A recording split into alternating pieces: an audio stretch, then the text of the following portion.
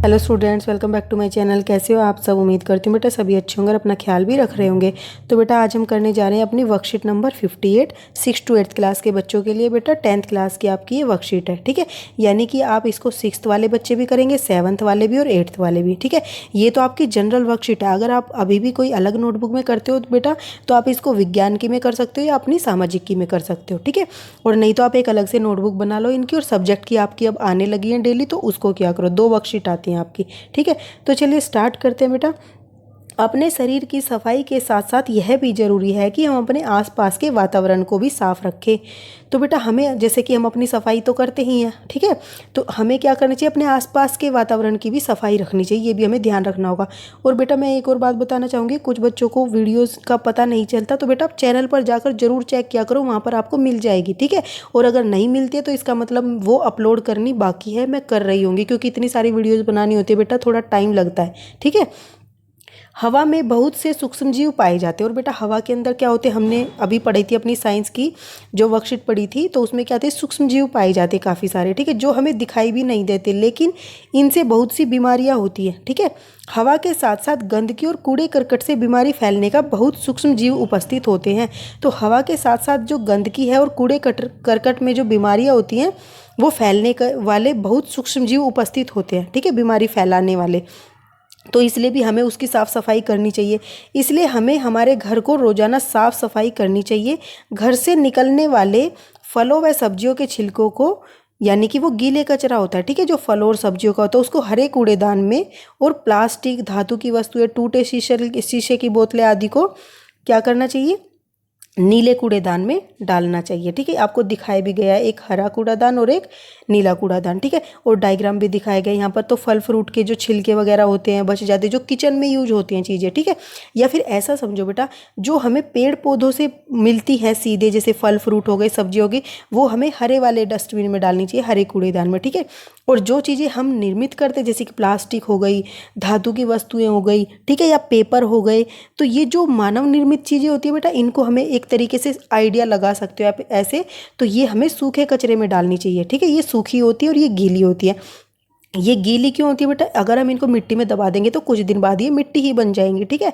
और लेकिन अगर हम इनको ऐसे करेंगे तो ये जल्दी से नहीं अपघटित होंगी और ना ही मिट्टी में मिलेंगी, ठीक है, और बीमारियों का कारण भी बनेंगी। तो ये आपको समझ आ गया। और इसका हरा रंग क्यों है बेटा, क्योंकि देखो जितनी भी वस्तुएं हमें प्रकृति से मिलती हैं वही हम इसमें डालेंगे, ठीक है, उसकी मतलब कि उससे बचा हुआ कचरा ही इसमें डालेंगे, तो इसलिए हरा कूड़ादान है। तो इस तरीके से याद कर सकते हो। और सूखे वाले कूड़ेदान का नीला रंग दिया गया है, ठीक है। आप हरे वाला याद करो, नीले वाला अपने आप आपको याद हो जाएगा, ठीक है, जिससे उसका निपटारा सही ढंग से हो सके। और बेटा हम ऐसा क्यों करते हैं कि हम हरे कूड़ेदान और नीले कूड़ेदान में क्यों डालते हैं, क्या ज़रूरत है, एक में क्यों नहीं डाल देते? तो बेटा इसका निपटारा आसानी से हो सकेगा, क्योंकि कुछ चीज़ें ऐसी होती हैं जिनको हम अगर मिट्टी में दबा देंगे तो वो मिट्टी बन जाएंगी, ठीक है। लेकिन जो बेटा ये चीज़ें होती हैं, ठीक है, ये मानव निर्मित, ये अगर हम इनको ऐसे डाल देंगे प्रकृति में, वातावरण में, तो ये जल्दी से गले सड़ेंगी नहीं, बल्कि क्या बन जाएंगी, अन्य बीमारियों का कारण बन जाएगी, क्योंकि इनमें पानी भर के वर्षा का क्या होएगा, सूक्ष्म जीव पैदा हो जाएंगे और जो बीमारी फैलाएंगे फिर, ठीक है। ये हम सब के लिए ही नुकसान की बात है। और कुछ और बेटा क्या होता है, फिर जो ये कचरा होता है ये हम सब बेच देते हैं, और फिर वो इस कचरे का निपटारा करने वाले जो कर्मचारी होते हैं बेटा, उन सबको इसको अलग करना पड़ता है हाथों से। तो हमें ये भी चीज़ ध्यान रखनी चाहिए कि हमें दूसरों का काम नहीं बढ़ाना चाहिए, ओके। कुछ वस्तुएं जैसे कि कांच की बोतल या कपड़े का थैला आदि को फेंकने से पहले देख लेना चाहिए कि क्या ये दोबारा इस्तेमाल हो सकते हैं। और बेटा कांच की बोतल हो गई, ठीक है, जैसे कुछ सामान आता है, सॉस आता है, जैसे कांच की बोतल में आता है बेटा, तो जब वो ख़त्म हो जाता है तो हम इसको साफ़ करके दोबारा से यूज कर सकते हैं आसानी से, ठीक है। और कपड़े के थैले को भी हम धोकर आसानी से यूज कर सकते हैं। तो ये चीज़ें ऐसी हैं, इनको हमें फेंकने से पहले सोचना चाहिए कि क्या हम इनको यूज कर सकते हैं। अगर कर सकते हैं तो उन्हें दोबारा से इस्तेमाल हमें करना चाहिए, ठीक है। ये आपकी आज की जनरल नॉलेज थी जो आपको पता होना चाहिए हमारे वातावरण के लिए। अब बेटा कुछ क्वेश्चन करते कि हमने क्या सीखा ऊपर से। तो आपके भाई ने कागज़ के छोटे छोटे टुकड़े किए और उसे किस कूड़ेदान में इन कागज़ के टुकड़ों को फेंकना चाहिए। तो पहले तो ये दिमाग लगाओ बेटा कि कागज़ के टुकड़े क्या है, किसके द्वारा बनाए जाते हैं, मनुष्य ही बनाते हैं इसको, किससे, पेड़ों के द्वारा। तो ये कागज़ के मनुष्य द्वारा बनाए गए हैं, तो सूखा कचरा हुआ ये, ठीक है। तो सूखे कचरे को हम किस में डालते हैं, नीले डस्टबिन में, ठीक है। तो आप कैसे लिखोगे इसको, आप लिखोगे उसे नीले कूड़ेदान में इन कागज़ के टुकड़ों को फेंकना चाहिए। ठीक है, आप ये आंसर लिख दोगे।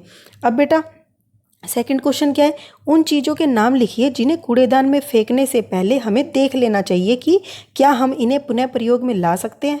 तो बेटा फिर हमें कुछ ऐसे नाम बताने चीज़ों के जिनको हम दोबारा से प्रयोग कर सकते हैं। हमने अभी ऊपर पढ़े थे। ठीक है, क्या क्या थे बताओ, दिमाग लगाओ। हाँ, कांच की बोतल थी और क्या था, कपड़े का थैला। ठीक है, और भी ऐसी चीज़ें होती हैं जिनका हम यूज कर सकते हैं, तो आप वो भी लिख सकते हो अगर लिखना चाहो तो। और फिर ये भी पूछा क्या हम इनको दोबारा प्रयोग कर सकते हैं, तो हाँ, हम इन्हें पुनः प्रयोग कर सकते हैं। ठीक है, ये लिख दोगे आप सेकंड में। फिर बेटा थर्ड क्वेश्चन क्या है आपका कि आपके घर से निकलने वाले सूखे कचरे की सूची बनाइए कि सभी के घर में अलग अलग तरीके का कचरा निकलता है, कुछ कॉमन भी होता है। ठीक है, तो आप वो भी लिख सकते हो। जो कॉमन होता है, जो सभी के घर से निकलता है, वो मैं बता देती हूँ। ठीक है, तो जैसे कि क्या क्या हो गए, प्लास्टिक से बनी वस्तुएं जैसे कि खाली पेन हो गए जो आप यूज करते हो, कुर्सी हो गई, मेज हो गई टूटी हुई। ठीक है, पॉलीथीन बैग हो गए, धातु से बनी वस्तुएं हो गई। ठीक है, धातु मतलब लोहे से, और टूटे हुए शीशे की बोतलें हो गई, किताबें हो गई, अखबार हो गए, ऐसे और भी चीज़ें हैं। तो ये सब कचरे हैं जो घरों से निकलते हैं। ठीक है, सूखा कचरा है ये, ओके, गीला नहीं है। अब नेक्स्ट बेटा उस कूड़ेदान का चित्र बनाइए जिसमें आपकी माँ को सब्जी और फलों के छिलके फेंकने चाहिए। तो बेटा वो कौन सा डस्टबिन है जिसमें हमें सब्जियों व फलों के छिलके डालने चाहिए। तो ये देखो, सब्जी व फल किससे प्राप्त होते हैं, पौधों से। तो इसका मतलब वो क्या आसानी से गल सड़ सकते हैं। ठीक है, तो हम क्या करेंगे, इसको हरे वाले डस्टबिन में या हरे वाले कूड़ेदान में डालेंगे। तो हमें उसका डायग्राम बनाना है या सुंदर सा डायग्राम बनाना है।